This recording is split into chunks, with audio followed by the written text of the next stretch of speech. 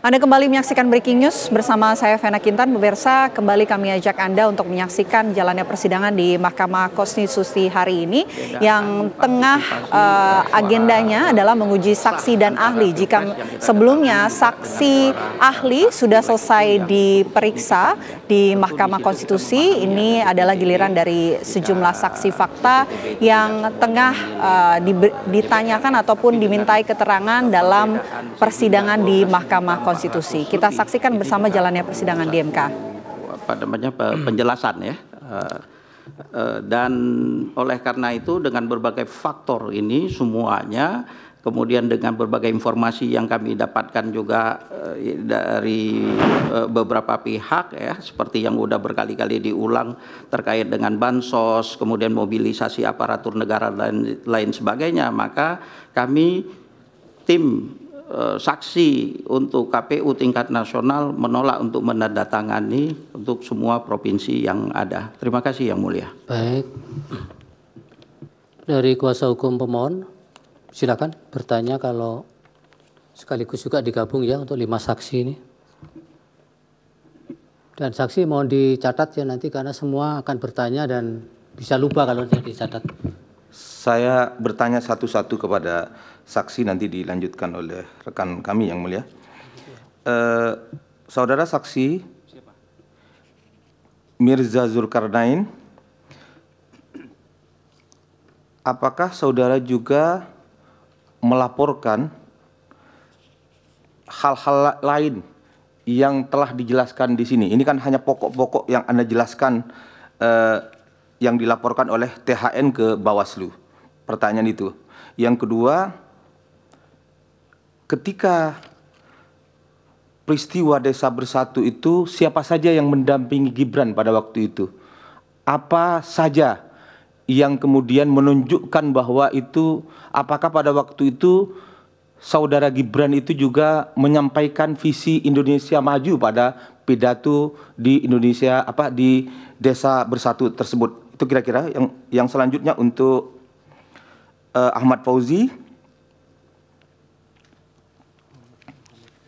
Muhammad Fauzi, apakah laporan yang tadi di Bawaslu itu kemudian dianggap tidak memenuhi syarat material, kemudian dilaporkan di KPP? Apa kesalahan Bawaslu dalam putusan di KPP tersebut? Andri Imawan, selanjutnya untuk saksi Andri Imawan berkaitan dengan pemanggilan kepala desa oleh Polres Jember terhadap beberapa kepala desa di Jember. Mohon juga dijelaskan.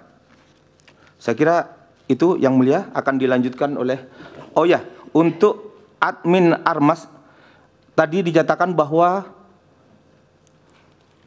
secara nasional saksi mandat 01 itu tidak menandatangani rekapitulasi tingkat nasional. Apakah juga pada waktu itu membuat catatan-catatan keberatan? Apa catatan-catatan keberatan tersebut? Kira-kira itu. Pak Wakil Kamal, itu yang Polres tadi, Polres mana supaya?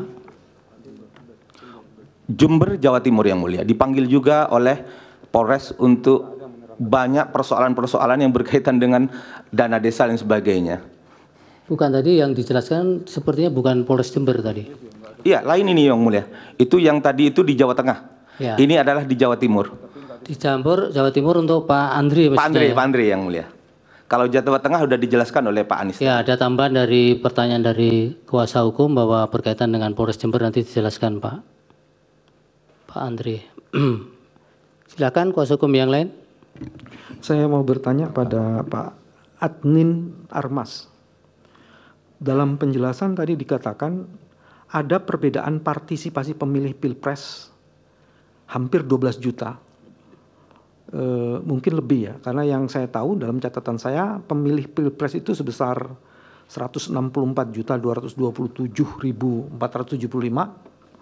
Sementara legislatif sebesar 151.796.691.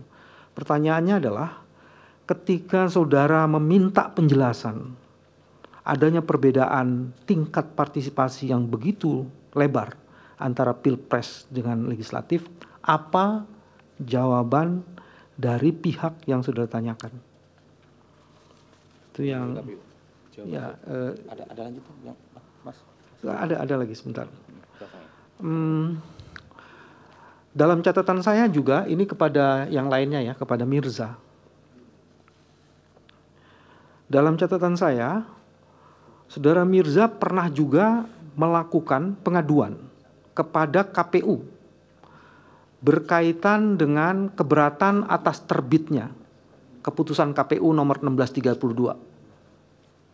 Begitu ya. Apakah bisa dijelaskan lebih lanjut tadi? Tidak pernah disebutkan soalnya. Apakah pernah dijelaskan setelah mengajukan keberatan itu apa tindak lanjutnya? Dan jika ada penjelasan itu, apakah pernah mengajukan pengaduan ke DKPP atas jawaban dari keberatan Anda yang ditujukan kepada KPU? Itu yang kedua untuk Mirza. Terus yang ketiga, itu saya ajukan kepada Pak Anies Priyo Ansari. Kalau saya catat tadi rekap saya Pak Anies ya, itu ternyata kegiatan yang dilakukan oleh Menteri Perdagangan itu di beberapa daerah kabupaten yang ada di Jawa Tengah. Ada di Surakarta, ada di Semarang, ada di Kendal, ada di Temanggung, dan ada di Boyolali. Ini cukup banyak tuh. Itu catatan saya yang tadi saya nggak sempat tulis semuanya. Dan dalam seluruh catatan itu, seluruhnya berkaitan dengan Menteri Perdagangan. Dan itu selalu berkaitan dengan kepala desa.